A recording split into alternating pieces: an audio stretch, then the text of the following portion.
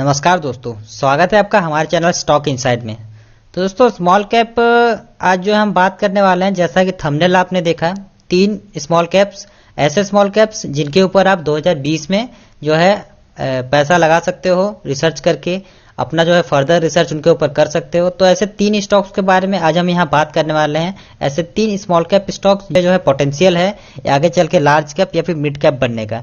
तो सबसे पहले आपको बता दूं कि 5,000 करोड़ से नीचे के जो भी मार्केट कैप वाले कंपनी होते हैं उनको जो है स्मॉल कैप्स कहा जाता है। और स्मॉल कैप्स में काफी ज्यादा जो है पोटेंशियल होता है। अगर हम सावधानी से इन्हें चुने तो कई सारी ऐसी कंपनीज होती है जो आगे चल के लार्ज कैप या फिर मिड कैप बनने का पूरा पूरा मादा रखती है।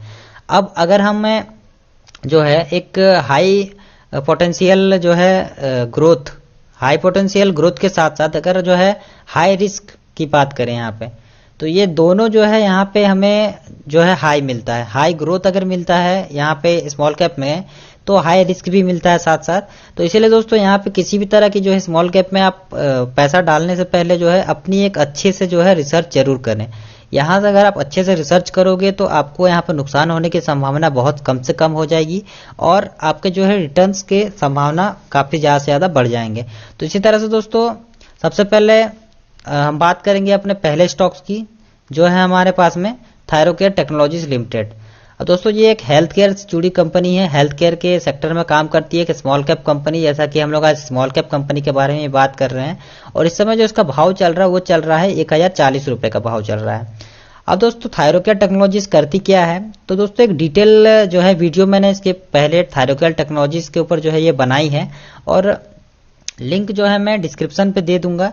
आप जाके डिस्क्रिप्शन में लिंक से अगर चाहे तो एक डिटेल में जो है उसकी वीडियो देख सकते हैं कि मैंने किस तरह से क्या क्या बताया है सब कुछ को, इसके डिटेल्स में क्या कैसे ये पैसे कमाती है और क्या कुछ है।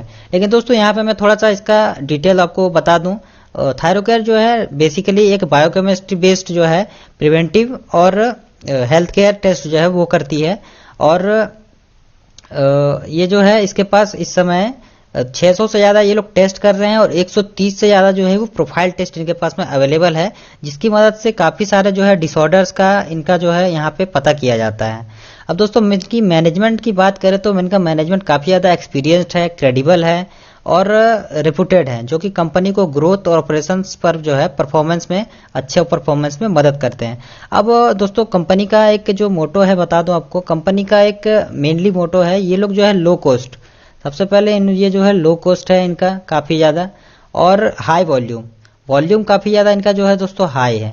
मतलब ये जो टेस्ट करते हैं ये काफी ज्यादा कॉस्ट कम रखते हैं और कम रख पाते हैं ये क्योंकि इनका जो है वॉल्यूम काफी ज्यादा हाई है। ये काफी ज्यादा जो है बल्क में जो है टेस्ट करते हैं, जिससे इनका जो है मार्जिन बढ़ जाता है हालांकि, लेकिन कॉस्ट भले ही कम हो जाता है लेकिन मार्जिन लगातार जो है बढ़ रहा है और बढ़ता ही जा रहा है। अब दोस्तों अगर बल्क में टेस्ट करते हुए इन्होंने हर एक टेस्ट का कॉस्ट जो है काफी ज्यादा कम कर दिया है और फिलहाल इस समय की बात करें अगर हम, तो ये जो है 60,000 जो है पर डे सैंपल जो है टेस्ट कर रहे हैं। अब दोस्तों इनका 5 साल का अगर सेल्स CAGR हम देखें तो वो जो है निकल कर आ रहा है यहाँ पे 15% का, और प्रॉफिट ग्रोथ हम यहाँ पे देखें तो वो प्रॉफिट ग्रोथ 5 साल का इनका निकल के आ रहा है CAGR 20% का। वहीं इबिटा मार्जिन की बात करें तो वो 40% का एक इबिटा मार्जिन है, जो कि काफी ज्यादा हेल्दी है। और अगर पैट की बात करें, प्रॉफिट आफ्टर टैक्स की, तो वो 25 से 30% का इनका प्रॉफिट निकल के आ रहा है। दोस्तों ये एक पूरी तरह से जो है डेब्ट फ्री कंपनी है साथ ही साथ। तो चलिए बढ़ते हैं दोस्तों हमारे दूसरे स्टॉक की तरफ में। तो हमारा दूसरा स्टॉक जो है वो है बजाज कंज्यूमर केयर लिमिटेड। ये जो है एक FMCG कंपनी भी बोल सकते हैं इसको, लेकिन साथ ही साथ ये हेयर ऑयल के जो है मामले में कंपनी में ये ज्यादा जो है ये मतलब एक्टिव है। इसका जो है फ्लैगशिप प्रोडक्ट जो है वो आपको जरूर आप जानते होंगे उसके बारे में, बजाज आलमंड ड्रॉप्स, इनका जो ये फ्लैगशिप ब्रांड है। और लाइट हेयर ऑयल की जो कैटेगरी में है वहां पे जो है ये 90% ये जो है रेवेन्यू लेकर आता है इनके लिए। अब दोस्तों बजाज कंज्यूमर केयर जो है एक शिशिर बजाज ग्रुप का जो है part of Shishir Bajaj group है ये, और इंडिया का जो है लीडिंग प्रोड्यूसर हेयर ऑयल भी है साथ ही साथ। ये जो है सबसे ज्यादा जो है हेयर ऑयल लीडिंग जो है ये करते हैं और ये मार्केट लीडर है इस कैटेगरी में। 60% का जो है मार्केट शेयर है इनके पास में अवेलेबल है इंडिया का। तो 60% जो है मार्केट शेयर अवेलेबल है। साथ ही साथ बजाज आलमंड ड्रॉप्स जो है इनका फ्लैगशिप ब्रांड, जिन्हें मैंने बताया, वो 90% का इनका जो है रेवेन्यू पूरा लेके आता है मार्केट से इनके लिए। और इन्होंने जो है, मैं बता दूं आपको कि 2013 में इन्होंने नो मार्क्स जो है कंपनी का अधिग्रहण किया, और अधिग्रहण करके नो मार्क्स जो है इन्होंने अपने नाम कर लिया। लेकिन अब नो मार्क्स का जो ग्रोथ है दोस्तों, इसका जो प्रोडक्ट है नो मार्क्स का, उस प्रोडक्ट की जो ग्रोथ है, उसकी ग्रोथ है 14% की पर ईयर के हिसाब से। अब दोस्तों 8.6% का जो है मार्केट शेयर भी रखता है। साथ ही साथ नो मार्क्स उस नो एंटी मार्क के जो क्रीम आती है उस फील्ड में। तो डिस्ट्रीब्यूशन नेटवर्क की बात करें अगर, तो 4 मिलियन से ज्यादा जो है रिटेल आउटलेट इनके पास है डिस्ट्रीब्यूशन नेटवर्क के रूप में। और 2019 में बजाज आलमंड ड्रॉप का जो है टोटल हेयर ऑयल के सेगमेंट में अगर हम इनका ग्रोथ देखें बजाज आलमंड ड्रॉप का, तो वो 10% का निकल के आ रहा है। इस समय 20% का मार्केट शेयर जो है बजाज आलमंड ड्रॉप ने पूरे जो है इस हेयर ऑयल के ये में ले रखा है। अब अगर स्मॉल कैप देखें हम, तो ये बजाज आलमंड ड्रॉप का जो परफॉर्मेंस है यहाँ पे इस कंपनी के इस प्रोडक्ट का काफी ज्यादा अच्छा है।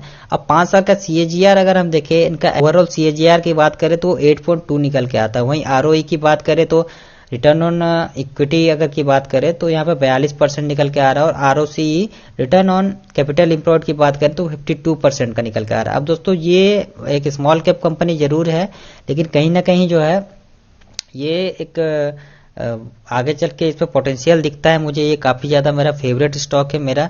और ये स्मॉल कैप कंपनी भले ही है, दिख रही है, लेकिन यहाँ पे ये कहीं ना कहीं स्मॉल कैप कंपनियों में ये जैसे FMCG कंपनी में ITC है, वैसे ये यहाँ पे जो है स्मॉल कैप की FMCG सेक्टर की जो है ये ITC है।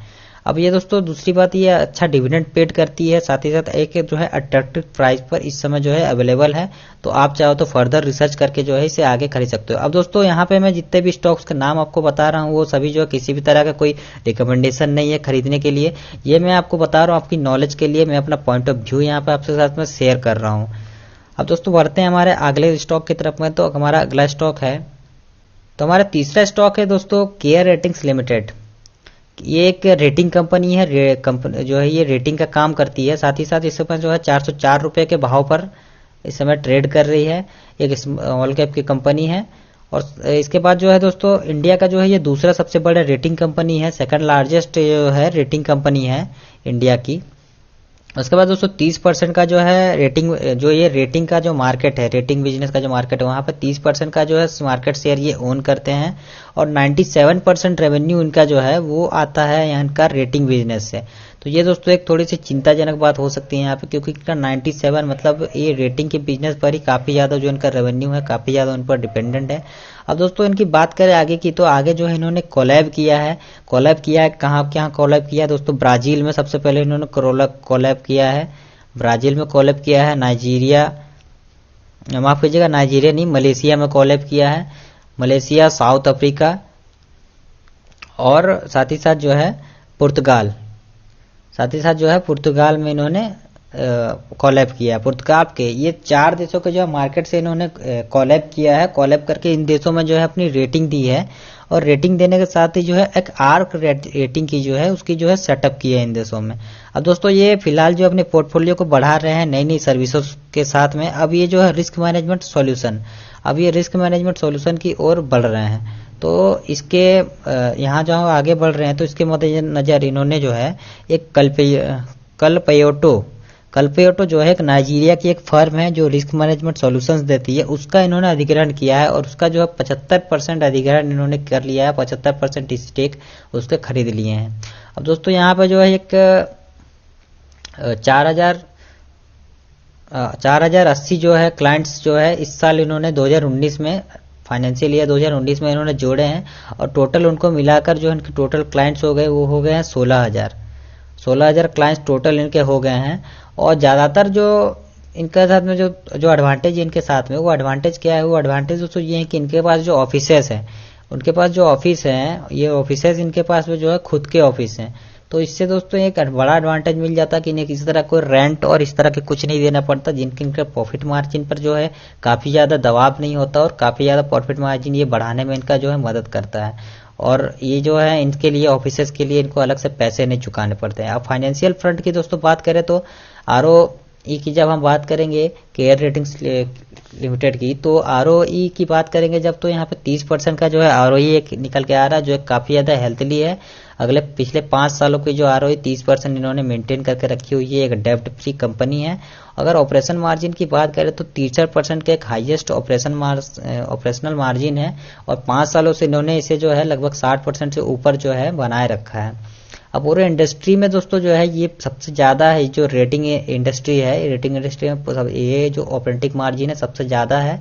ये मार्जिन जो है लंबे समय तक भी चलने की उम्मीद है, क्योंकि इनका फोकस जो है इस समय पूरी तरह से एसएमई बिजनेस पर है। और ये एसएमई का बिजनेस जो है यहाँ पे भले ही जो है लो मार्जिन का है, लेकिन यहाँ पे जो है इससे इन्हें काफ़ी ज़्यादा जो है फायदा हो रहा है। जिस तरह से देख रहे हैं आप, इनका जो ऑपरेटिंग मार्जिन है वो इन्होंने 50% से भी ऊपर का बना के रखा है। अब दोस्तों यहाँ पे एक नेगेटिव फ्रंट भी है कंपनी के साथ में, वो ये है कि 97% जो इनका रेवेन्यू रेटिंग बिजनेस से आ रहा है, तो वहीं इनके जो कंपटीटर्स है जैसे क्रिसिल हो गए और आईसीआरए हो गया, तो ये दोनों कंपनीज जो है इनके कंपटीटर्स है, और इन्होंने अपना जो बिजनेस है उसको काफ़ी ज़्यादा डाइवर्सिफाई करके रखा है।